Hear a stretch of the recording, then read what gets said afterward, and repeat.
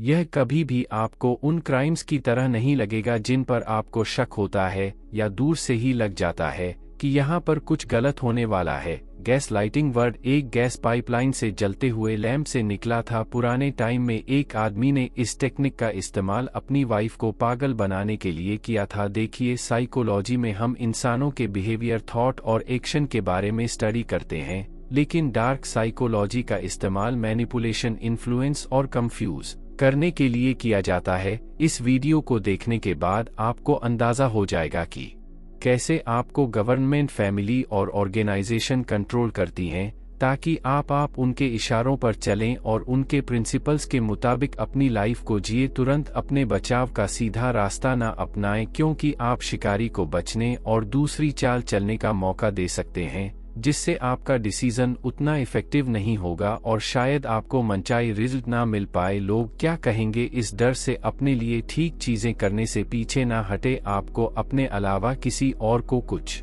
भी साबित नहीं करना है। अगर क्रिमिनल साइबर वर्ल्ड में मौजूद है जिसने आपके पैसे ठगे हो, तो पुलिस और रिलेटेड ऑफिसर्स को हेल्प लेने के लिए इन्वॉल्व करें। इसके अलावा कई ऐसे सॉफ्टवेयर और एप्लीकेशन हैं जो ली एक्सेप्टेबल हो गई है। हम इन डार्क साइकोलॉजी एक्टिविटीज को अपने घरों, स्कूल्स, ऑफिस चीज है। जब आप किसी के साथ रिलेशन में एंटर करते हैं तो उम्मीद यह करते हैं कि यह इंसान आपसे प्यार करेगा और आपकी केयर करेगा। आप दोनों एक दूसरे को इमोशनली सपोर्ट करके अच्छा और सिक्योर फील करवाएंगे। इस कहानी में रिलेशन की शुरुआत इसी तरह हुई। अपने बेटे की केयर और उसको बड़ा करने के लिए कड़ी मेहनत करने वाली एक सिंगल मदर जिनके हस्बैंड की डेथ हो गई थी, उनकी मुलाकात इस हैंडसम लड़की से हुई जिसने खुद को उसी तरह दिखाया जैसा पार्टनर वह चाहती थी। वह काफी हैंडसम और समझदार था और ऐसा लगता था जैसे उस लेडी के बच्चे से भी उतना ही प्यार करता है जितना वह उससे करती है। लड़के के बहुत ज्यादा प्यार और सपोर्ट को देखते हुए फैमिली को संभालने के लिए, खुद को पूरी तरह से अवेलेबल कराने के लिए उस लेडी ने अपनी जॉब छोड़ दी और खुद अपने बच्चे और उस लड़के की केयर करने में पूरी तरह से लग गई। अपनी फैमिली के लिए लेडी के प्यार का इस्तेमाल करते हुए उस लड़के ने उसे उसके करीबी लोगों से अलग अपने साथ रहने के लिए कहा। अब उसके पास ना तो फैमिली थी ना ही उसकी जॉब, वो पूरी तरह से उस लड़की पर डिपेंडेंट थी। इस सिचुएशन का फायदा उठाकर लड़का उसे आए दिन टॉर्चर करने लगा और यह सब एक प्लान था उस लेडी से उस लड़के के दोस्त के पास्ट का बदला लेने का। लेडी के साथ उसने इतनी केयरफुली बिहेव किया कि उसे पता भी नहीं चला कि उसके साथ प्यार नहीं किया जा रहा है, बल्कि एक खेल खेला जा रहा है। इसे ही कहते हैं डार्क साइकोलॉजी। और जब उसे पता चला तब तक वो उस लड़के के प्यार में इतनी खो चुकी थी कि अब उसे या तो उसके साथ रहने का या फिर मर जाने का ही ऑप्शन अच्छा लग रहा था। उसे लगने लगा कि वह अब किसी और ऑप्शन के साथ जीने की हकदार नहीं है। अगली स्टोरी है कंट्रोल की। आपने यह न्यूज़ तो अक्सर सुनी ही होगी कि आश्रम और इसी तरह के किसी बाबा ने खुद को भगवान का दूत या अवतार बताकर लड़कियों के साथ खराब व्यवहार किया या बलि के नाम पर किसी इंसान को मार दिया। दरअसल वह किसी भगवान के लिए नहीं बल्कि अपने पर्सनल फायदे के लिए ऐसा करते हैं और डार्क साइकोलॉजी का यूज करके लोगों से ऐसी बातें कहते हैं जिनसे उनके वो काम लोगों की नजरों में ठीक लगे। यहाँ ये दोनों मामले काफी सीरियस हैं, लेकिन लेसन यह है कि ये क्राइम ऐसे नहीं थे जो अचानक से हो गए। इसमें बहुत ही सावधानी से की गई प्लानिंग शामिल थी, जिसमें प्लानर ने पहले अपने विक्टिम को तैयार किया और उन्हें अटैक करने से पहले फेथ और सेफ्टी की झूठी कंडीशन में खींच लिया। रियलिटी में जिस तरह से ये इंसिडेंट हुए उससे एक शिकारी और उसके शिकार की याद आती है। सबसे पहले शिकार का पीछा किया जाता है और उस पर नजर रखी जाती है। फिर ऑब्जर्वेशन प्रोसेस के दौरान मिली इंफॉर्मेशन के बेस पर शिकारी एक चाल चलता है। यह चाल अटैक करने के लिए नहीं बल्कि अपने शिकार को अट्रैक्ट करने के लिए होती है। जैसे शेर को जाल में फंसाने के लिए जाल में कोई जानवर डाल दिया जाता है जिसे देखकर शेर आए और फंस जाए, इसी तरह उन्हें प्यार और देखभाल का एहसास करवाया जाता है। इसमें शिकारी एक ऐसा नकाब पहनता है और उन क्वालिटीज को दिखाता है जो उसे मिली इंफॉर्मेशन के बेस पर विक्टिम को पसंद होती हैं। धीरे धीरे भरोसा कायम हो जाता है। अब अगला टारगेट अपने शिकार को शिकारी पर डिपेंडेंट बनाना होता है, चाहे वो फाइनेंशियल डिपेंडेंसी हो, इमोशनल डिपेंडेंसी हो या स्पिरिचुअल डिपेंडेंसी, सबके तरीके अलग होते हैं, लेकिन इंटेंशन और रिजल्ट एक ही होता है। धीरे धीरे विक्टिम डिपेंडेंट होने लगता है और उस इंसान या जो चीज उन्हें दी जा रही है उसकी जरूरत महसूस करने लगते हैं, और इसी टाइम शिकारी उस चीज को देने के लालच में टम को उसके सेफ्टी नेट, जहां वो उनके शिकार से बच सकता है, उससे अलग करके अपनी मनचाही जगह पर ले आता है, जिसके बाद वह अटैक करता है। यह कभी भी आपको उन क्राइम्स की तरह नहीं लगेगा जिन पर आपको शक होता है या दूर से ही लग जाता है कि यहाँ पर कुछ गलत होने वाला है, बल्कि यह गाने और डांस की तरह लगेगा जिसमें शामिल होने में मजा आता है, लेकिन धीरे धीरे यह बिहेवियर विक्टिम को इनसिक्योर बना देता है और वह शिकारी के जाल में फंस जाता है। इसमें आपको तब जाकर एहसास होगा जब नुकसान हो रहा होगा या हो चुका होगा। इस पूरी डार्क साइकोलॉजी और मैनिपुलेशन के कॉन्सेप्ट को डिटेल में समझने के लिए इसे हम बुक डार्क साइकोलॉजी के थ्रू समझेंगे, जिसे जेम्स डब्ल्यू विलियम्स ने लिखा है। और याद रहे कि आप इस बुक को अलग अलग तरीके से यूज कर सकते हैं, या तो अपना फायदा उठवा से बचने के लिए या किसी का फायदा उठाने के लिए, चॉइस आपकी है। सबसे पहले बात करते हैं डार्क साइकोलॉजी के बेसिक्स के बारे में। इमेजिन करें कि आपको एक पार्टी का इनविटेशन मिलता है जिसको आपके रिलेटिव ने ऑर्गेनाइज किया था। पार्टी के डेकोरेशन और डिनर बेहतरीन होने की वजह से आप इस बात का जिक्र अपने दोस्त के साथ करने लगते हैं। आप अपने दोस्त से कहते हैं कि क्या शानदार पार्टी थी यार। सामने वाला दोस्त जवाब देते हुए कहता है, तुम्हें किसने कहा ये एक शानदार पार्टी है? क्या तुमने नहीं देखा कि तुम्हारे रिलेटिव्स कितने बुरे हैं? उन्होंने तुम्हारी तरफ देखा तक नहीं और एक बार बात करने की कोशिश तक नहीं की। आप कहते हैं कि शायद वो बिजी होंगे। फिर आपका दोस्त कहता है कि ये कैसे रिलेटिव हैं भाई जिनके पास तुम्हारे लिए थोड़ा सा भी वक्त नहीं है।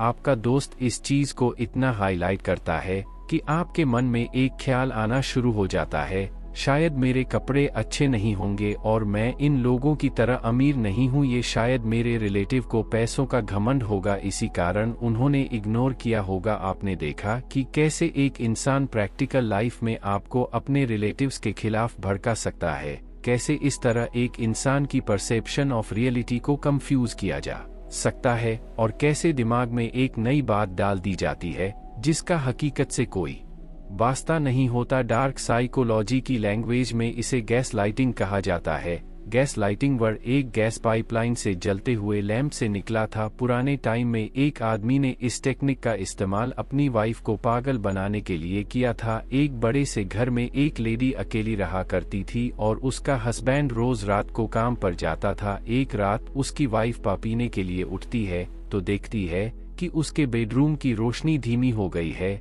और ऐसा रोज रात होने लगा जब वो अपने हस्बैंड को बोलती है कि शायद कल रात हमारे घर कोई आया था। वो रोशनी धीमी कर देता है और फिर गायब हो जाता है, लेकिन हस्बैंड उसकी बात को समझने की बजाय उसे कंफ्यूज कर देता है। उसने कहा ऐसा कुछ नहीं है, यह तुम्हारा वहम है, और ऐसा भी हो सकता है कि तुम्हारा दिमाग खराब हो गया है। आजकल तुम फालतू की कहानी बनाने लगी हो, जबकि मैं हमेशा रोशनी को बराबर जलते हुए देखता हूँ। इस बात से वो लेडी कंफ्यूज हो गई और धीरे धीरे मानने लगती है कि मेरे घर में कोई आत्मा या चोर आता है, लेकिन यह साबित करने के लिए उसके पास कोई प्रूफ नहीं था। मगर आखिर में पता चला कि उसका हस्बैंड रोज रात को आता था और चुपके से लाइट धीमी कर देता था ताकि वह वाइफ को कंफ्यूज करके मेंटली डिस्टर्ब कर सके। अब हम डार्क साइकोलॉजी और साइकोलॉजी के बीच के डिफरेंस को समझेंगे। आपने गैस लाइटिंग को समझ लिया है तो अब आप जान पाएंगे कि इसका इस्तेमाल कौन से लोग किस काम के लिए करते हैं और कैसे इस टेक्निक का यूज आप पर किया जाता है,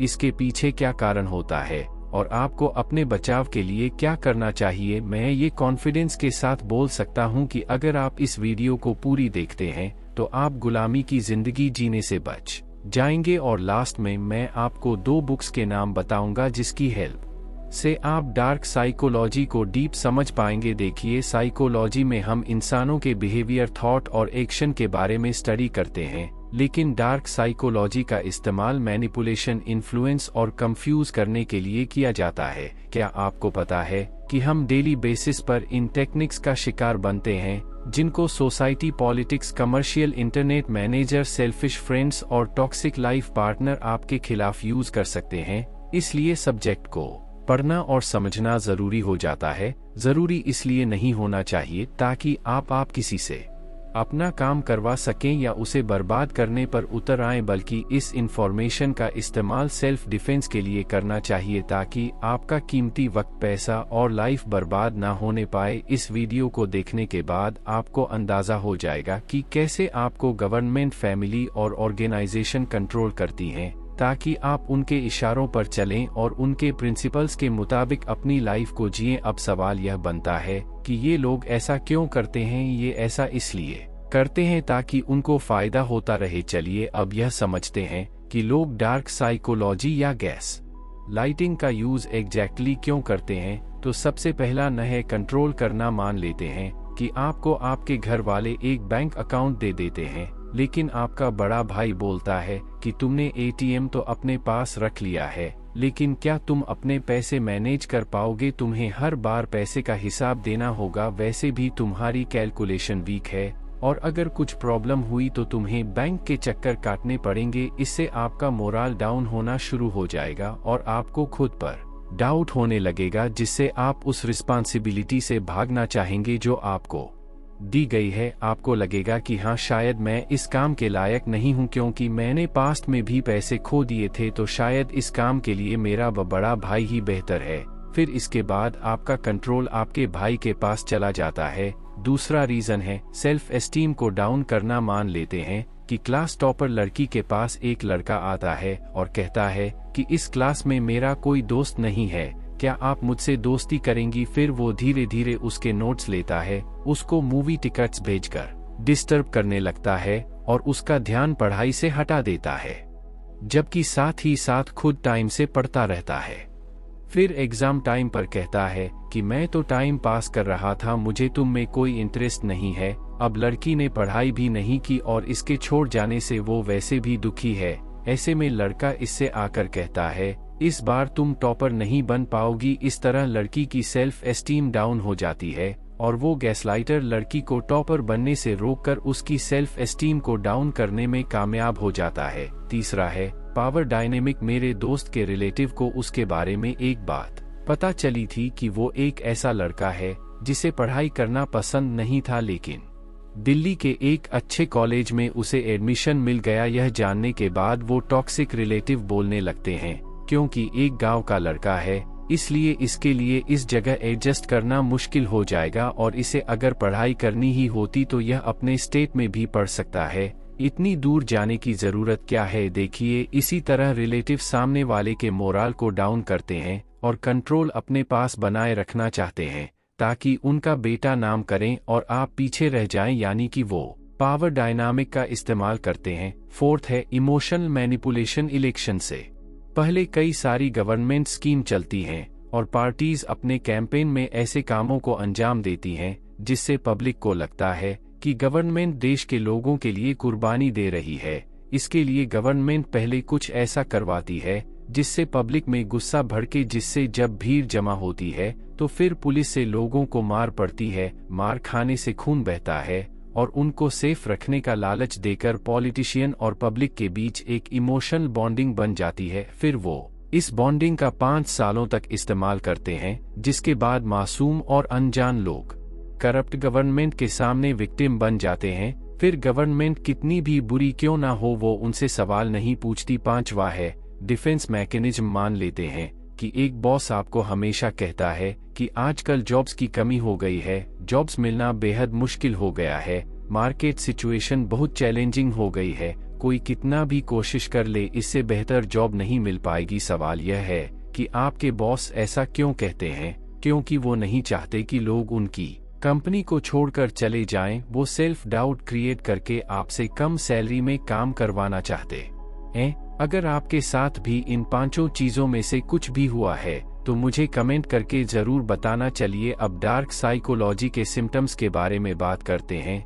इन रीजंस को समझने के बाद आपको पता चलेगा कि आप गैस लाइटिंग के निशाने पर हैं। इसके लिए साइकोलॉजिस्ट ने बताया है कि गैस लाइटर किस तरह आपको शिकार बना सकते हैं। पहले डिसमिसल और डिनायल जैसे। एक हस्बैंड अपनी वाइफ से कहता है कि मुझसे पूछे बिना तुम्हें बाहर नहीं जाना है, तो वाइफ बोलती है कि आप मुझ पर शक कर रहे हो, आप क्या चाहते हो कि मैं गुलाम की तरह जिंदगी जीऊं। मतलब वाइफ को अकेले घूमना पसंद है, तो वो अपने हस्बैंड की बात को शक का बहाना लगाकर उसकी बात को डिनायर रही है। मतलब वो अपने हस्बैंड को विक्टिम बनाना चाहती है।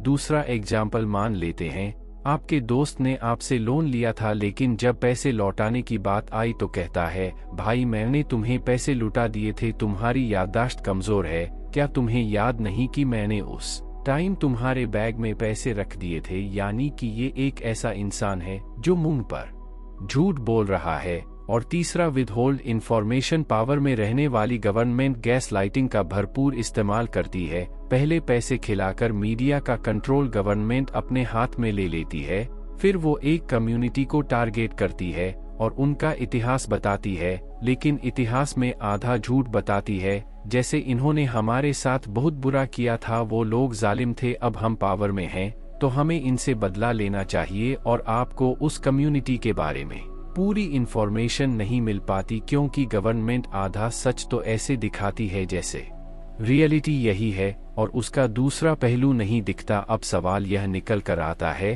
कि हम और आप जैसे लोगों को इनसे बचने के लिए क्या तरीके अपनाने चाहिए। इसको मैं डिस्कस करेंगे, लेकिन उससे पहले आपको समझना चाहिए कि गैस लाइटिंग का शिकार होने के बाद आप उन्हें कैसे पहचानेंगे, उनके सिम्टम्स क्या क्या होते हैं, कैसे पता चलेगा कि आप गैस लाइटिंग या डार्क साइकोलॉजी के शिकार हो रहे हैं। नंबर 1, अगर आपको अपने एक्शंस, काम और वे ऑफ थिंकिंग पर सेल्फ डाउट होना शुरू हो जाए और आप सोचने लगे कि अब तक मैंने जो काम किया क्या वो वैलिड थे, क्या मैं अक्सर झूठ बोलता हूँ, क्या मैं निकम्मा हूँ, मुझे लगता है कि मैं इस चीज के लायक नहीं था। नंबर 2, अगर किसी के साथ कुछ गलत हो जाए और उसका जिम्मेदार आपको बताया जाए, जैसे किसी लड़की के साथ कुछ गलत होता है तो उसके ड्रेस और नेचर पर कीचड़ उछाला जाता है। नंबर 3, सेल्फ कॉन्फिडेंस की कमी हो जाएगी और आपको सपोर्ट लोगों से अलग कर दिया जाएगा। एक टाइम पर ऐसा महसूस होने लगेगा कि आप पागल हो जाएंगे, आपकी मेंटल कैपेसिटी वीक होने लगेगी। आज के जमाने में गैस लाइटिंग का यूज सोसाइटी, पॉलिटिशियन और ऑर्गेनाइजेशंस करते हैं और हम और आप इन तीनों के बीच रहते हैं। मतलब यह है कि आपके साथ ये टैक्टिक आजमाई गई होगी, लेकिन आपको उसकी खबर नहीं थी। अगर आपके साथ ऐसा कुछ हुआ है तो इससे जुड़ी अपनी स्टोरी कमेंट में मेंशन करें ताकि दूसरे लोगों को सबक मिले। और अगर नहीं हुआ है तो इसकी पॉसिबिलिटी है कि फ्यूचर में हो जाए। तो ऐसे वक्त में आपको क्या स्टेप फॉलो करने चाहिए, इसके लिए साइकोलॉजिस्ट ने 5 स्टेप्स बताए हैं। पहले मान लेते हैं कि आप इंडिया का क्रिकेट मैच देख रहे हैं और एक बॉल पर 6 रन की जरूरत है, लेकिन विराट कोहली उस बॉल पर आउट हो जाते हैं। तो आपके अंदर से आवाज आती है, काश मैं ग्राउंड पर होता तो मैं इंडिया को हारने नहीं देता। यानी उस वक्त आपके मन में इतना विश्वास पैदा हो जाता है कि आप खुद को विराट से बेहतर मानने की बात करने लगते हैं। यानी कि आपके अंदर एक इनर पावर होती है जिस पर आपका विश्वास बना रहता है। इसलिए जब गैस लाइटर आपको शिकार बनाने की कोशिश करें तो आपको इनर पावर का इस्तेमाल करना चाहिए। अपने ज़मीर से पूछे कि क्या मैं सही बात कह रहा हूं, और अपने अंदर की आवाज के रिस्पांस को सुनकर सामने वाली आवाज को शांत कर दीजिए। अपने अंदर की आवाज या इनर सेल्फ पर भरोसा करें। कई बार झूठ इतनी बारीकी से घड़ा जाता है कि वह सच लगने लगता है, लेकिन अंदर से एक लेवल पर क्या होना चाहिए क्या है और आपके सामने क्या ऑफर किया जा रहा है, आप इनके बीच चल रहे इम्बैलेंस को महसूस कर सकते हैं। हो सकता है कि सच्चाई को दिखाने के लिए कोई फिजिकल सिग्नल ना हो कि अरे कुछ गड़बड़ है, लेकिन आपको एहसास जरूर हो जाता है कि कुछ गड़बड़ है। ऐसे टाइम में उन इमोशंस को रिजेक्ट करना और जो आपको बताया जा रहा है उसके अकॉर्डिंग चलना आसान लगता है। हो सकता है कि आप अंदर से आवाज सुनकर कुछ अलग करना ना चाहे। क्या इस डर से कहीं लोग आपको किसी गलत नजरिए से ना देखने लग जाएं, आप हार मान लेते हैं और उस अंदर की आवाज को इग्नोर कर देते हैं, लेकिन बाद में पता चलता है कि वह ठीक कह रही थी। अपनी आवाज पर भरोसा करने के लिए टाइम के साथ प्रैक्टिस की जरूरत होती है।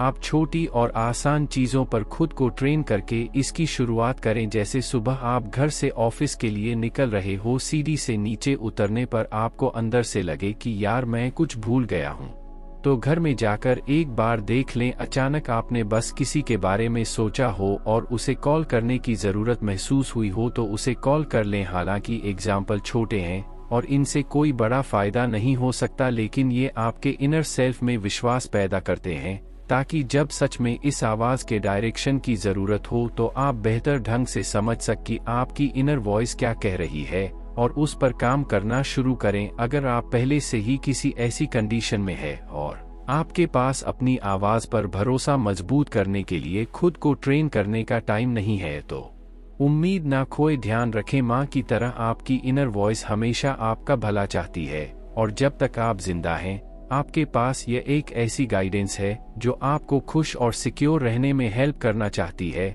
ऐसे में बस ये समझने की कोशिश करें कि आपसे क्या कहना चाह रही है। ऐसी कंडीशन में यही सवाल पूछें और शुरुआत अपने आप से करें। ये जानने की कोशिश करें कि आप ऐसा क्यों महसूस करते हैं। अपनी प्रेजेंट कंडीशन को देखें, पता लगाएं कि आप अब जिस तरह से फील करते हैं उससे खुश क्यों नहीं है। अपने आप से पूछें कि आप ऐसा फील क्यों करते हैं और देखें कि क्या आप अपनी फीलिंगलेस ज्यादा डिटेल में जान सकते हैं। जब हम खोया हुआ महसूस करते हैं तो फीलिंग के गाइडेंस की तरह काम करती है। जब आप अपने मनचाहे जवाब खुशी खुशी पाने की कंडीशन में नहीं होते तो ऐसे में अपने बाहर देखें। अपने आप से बाहर देखने का मतलब यह नहीं है कि आपको उस इंसान के सामने खुद को जाहिर कर देना चाहिए जो आपके साथ डार्क साइकोलॉजी का खेल खेल रहा है।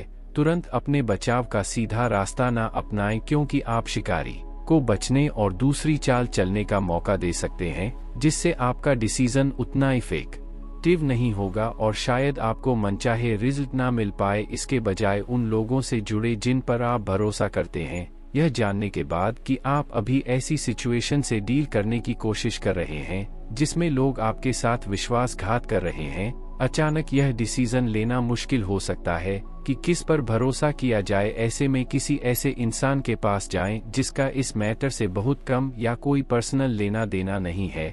कोई ऐसा इंसान जो डायरेक्टली आपसे या इससे शामिल लोगों से जुड़ा नहीं है।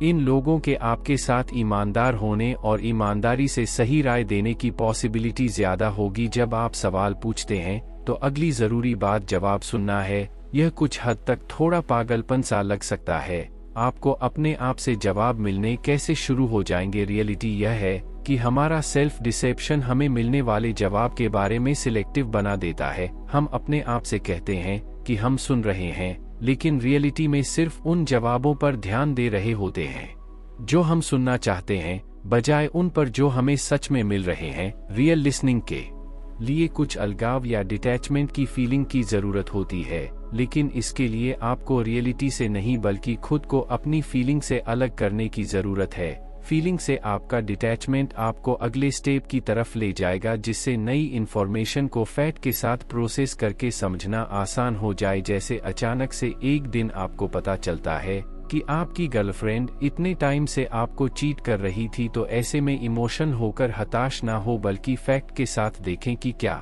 उसने सच में ऐसा किया भी है या आपको सिर्फ गलतफहमी हो रही है। अगर किया है तो आप फैक्ट डिसाइड करें कि आपको उसके साथ रहना है या नहीं। साथ रहते हैं तो क्या फायदे और नुकसान हैं। छोड़कर अकेले रहते हैं और किसी लॉयल लड़की का वेट करते हैं तो क्या सिचुएशन आएंगी और आप इन्हें मैनेज कैसे करेंगे। इनकी प्लानिंग करें और आगे बढ़े। लॉजिकली काम करने से सिचुएशन पहले से कहीं ज्यादा मुश्किल हो सकती है। ये सभी फीलिंगलेस भले और सरफेस पर लाकर खराब फीलिंग को बाहर निकालने को बहुत कठिन बना देता है। जब सच्चाई का सामना होता है तो आपका इलॉजिकल हिस्सा यह चाहता है कि आप सब कुछ बर्बाद कर दें। आपका गुस्सा आपको ऐसे कदम उठाने के लिए मोटिवेट कर सकता है जो शॉर्ट टर्म में आपके फीलिंग को शांत करने में हेल्प करेंगे, लेकिन लॉन्ग टर्म में आपको उन पर पछतावा हो सकता है।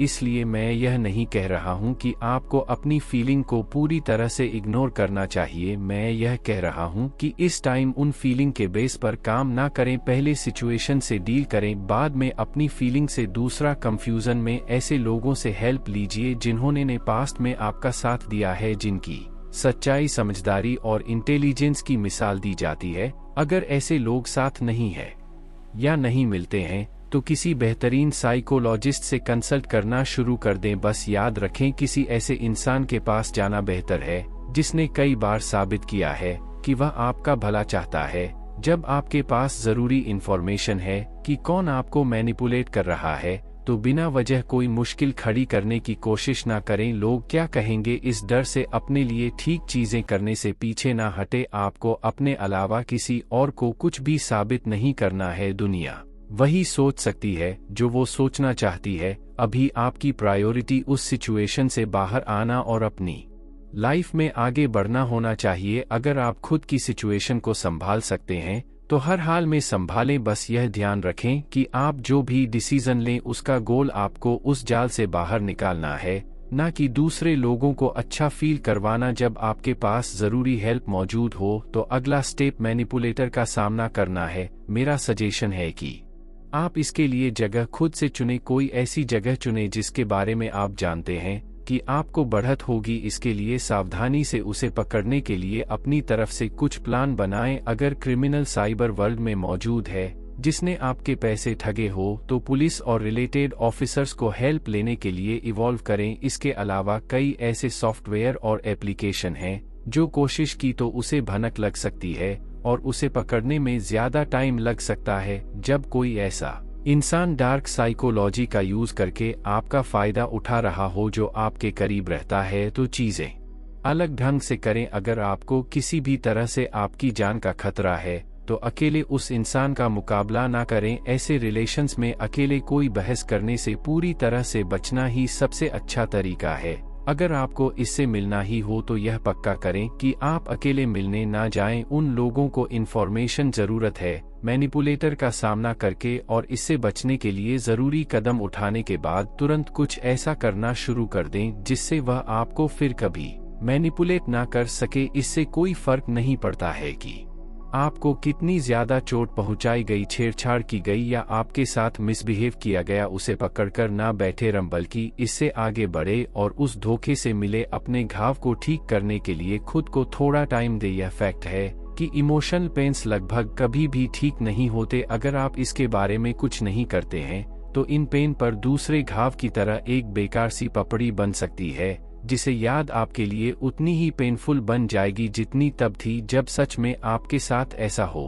रहा था। इसलिए किसी कंसल्टेंट से बात करें, थेरेपी के लिए जाएं और जो भी आप अपने मूड को अच्छा बनाने के लिए कर सकते हैं वो करें। हालांकि ये रातों रात नहीं होगा, लेकिन लगातार इस तरह कदम उठाने से आप हर दिन अपने आप को पुराने दर्दों से आज़ाद करते रहेंगे और खुद को ऐसी पोजीशन में लाएंगे जिससे अब फिर से आपके साथ वैसा धोखा ना किया जा सके। तीसरा तरीका, अक्सर बेहतर लोग स्ट्रगल का सामना करने के बाद महान बनते हैं और स्ट्रगल से निकालने के रास्तों को किताबों में महफूज किया गया है। तो ऐसे टाइम में आप किताबों से हेल्प लीजिए। चौथा, ऐसे टाइम में एक हफ्ता, महीना या साल भर का ब्रेक लेना एक अच्छा डिसीजन हो सकता है। जब आप सिस्टम या मैट्रिक्स से बाहर निकल जाएंगे तो दुनिया को बाहर की नज़र से देख पाएंगे, या आपको पता चल जाएगा कि कैसे और किस तरह लोग अपनी ईगो को खुश करने और बेनिफिट्स के लिए मैनिपुलेशन करते हैं। और आखिर में पांचवा, उन सब की एक लिस्ट बनाना शुरू कर दीजिए। उनका नाम मेंशन करें जिनके एक्शन से गैस लाइटिंग का पता चला है। फिर चाहे वह कोई भी हो, उनसे दूरी बना लीजिए और इस दौरान खुद को डार्क साइकोलॉजी के बारे में एजुकेट करना सबसे बेहतर तरीका होगा, ताकि आपके पास इतनी नॉलेज हो जाए कि आप दुनिया के सामने विक्टिम की तरह पेश ना हो सके। क्योंकि जब सब साथ छोड़ देते हैं तो नॉलेज आपका साथ देती है और फिर वही आपका सीधा रास्ता बताती है, और अगर नॉलेज ना हो तो आप गुमराह हो सकते हैं। तो 2 बुक्स और हैं जो आपको डार्क साइकोलॉजी को समझने में हेल्प करेंगी। The 48 laws of power by Robert Greene, influence the psychology of persuasion by Robert Cialdini. 48 laws of power की बुक समरी हमारे चैनल पर ऑलरेडी अवेलेबल है। अगर आप इन्फ्लुएंस की समरी भी चाहते हैं तो मुझे कमेंट करके जरूर बताना। थैंक यू दोस्तों। तो ये थी डार्क साइकोलॉजी की बुक समरी। आई होप इस वीडियो से आपको साइकोलॉजी के बारे में बहुत कुछ पता चला होगा और गैस लाइटिंग को भी आपने डिटेल में समझा होगा। आई जस्ट विश आप इसका इस्तेमाल अपनी लाइफ में कर सकें। इस वीडियो को अपने दोस्तों के साथ ज़्यादा से ज़्यादा शेयर करें ताकि वह भी गैस लाइटिंग का शिकार होने से बच सके। और जाने से पहले हमारे चैनल को सब्सक्राइब जरूर कर दें। और अगर ऐसी कोई बुक है जिसकी बुक समरी आप हमारे चैनल पर देखना चाहते हैं तो उसे कमेंट करके जरूर बताना। जल्दी मिलते हैं और भी बेहतरीन वीडियो के साथ। Thank you so much.